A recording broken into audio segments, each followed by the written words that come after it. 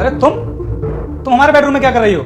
और सालू कहाँ है? अरे साहब, आपको मेम साहब से क्या काम है? मेम साहब तो मार्केट गई हैं। अब इस घर में मेरे और आपके अलावा कोई नहीं है। अरे अगर वो मार्केट के लिए गई भी है तो इसका मतलब ये नहीं है कि तुम हमारे बेड पर आकर लेट जाओगी। तुम्हें इस घर में आए हुए अभी 2-3 दिन हुए हैं और तुमने ये सब करना शुरू कर दिया। तुम्हें पता है तुम इस घर में काम करने के लिए आई हो, ना कि लेटने के लिए। चलो तुम अभी कभी मेरे कमरे से बाहर निकलो। अरे साहब, इतना अच्छा मौका है फिर भी आप ऐसा बोल रहे हो। और मैडम तो फौज में है, वो कहाँ आपका ध्यान रख पाती हैं? ध्यान तो मैं रखूंगी आपका। देखो तुम हमारे घर में काम करने के लिए आई हो, इसलिए इस तरह की बकवास मत करो मुझसे। अगर तुम्हारी मैडम को इसके बारे में पता चल गया ना कि तुम मेरे साथ ऐसी हरकत करने वाली हो तो पता नहीं है तुम्हें, वो तुम्हें अभी काम से निकाल देगी। अरे साहब, मेम साहब को बताया कौन? मैं तो बताने वाली हूँ नहीं, और मुझे लगता है आप भी नहीं बताओगे। तो तुम्हारे कहने का क्या मतलब है कि मैं अपनी वाइफ को धोखा देकर के तुमसे प्यार करने लगूं? हाँ तो साहब, मैं कौन सा आपसे कह रही हूँ कि आप अपनी वाइफ को छोड़कर मुझसे शादी कर लो। मैं तो बस आपसे कुछ ही टाइम मांग रही हूँ। देखो तुम अभी मेरे बारे में जानती नहीं हो।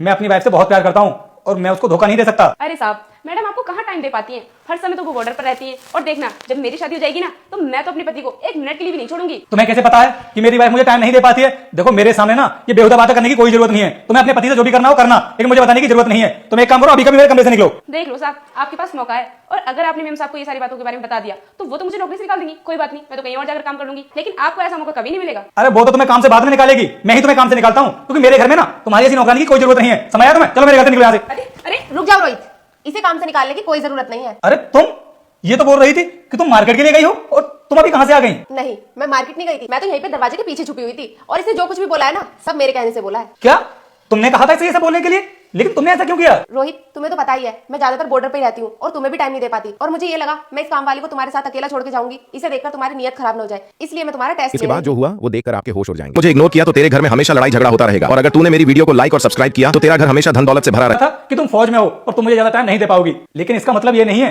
कि मैं तुम्हें धोखा दूं। रोहित, मैंने जो भी तुम्हारे साथ किया उसके लिए मैं माफी चाहती हूँ, प्लीज मुझे माफ कर देना। हाँ साहब, आप मुझे भी माफ कर देना। मैं तो आपके साथ कभी ऐसा नहीं कर सकती। वो तो मेम साहब ने मुझसे ये सब करने के लिए बोला, इसलिए मैंने किया। ठीक है कमला, अब मैं निकलती हूँ, तुम अपने साहब का ना अच्छे से ध्यान रखना। ठीक है मेम साहब। अच्छा सुनो, तुम ऐसे कहाँ जा रही हो? मैं चलता हूँ तुम्हारे साथ और तुम्हें बस स्टैंड तक छोड़ दूंगा। ठीक है कमला, तुम घर की साफ सफाई कर देना जो भी है। ठीक है साहब।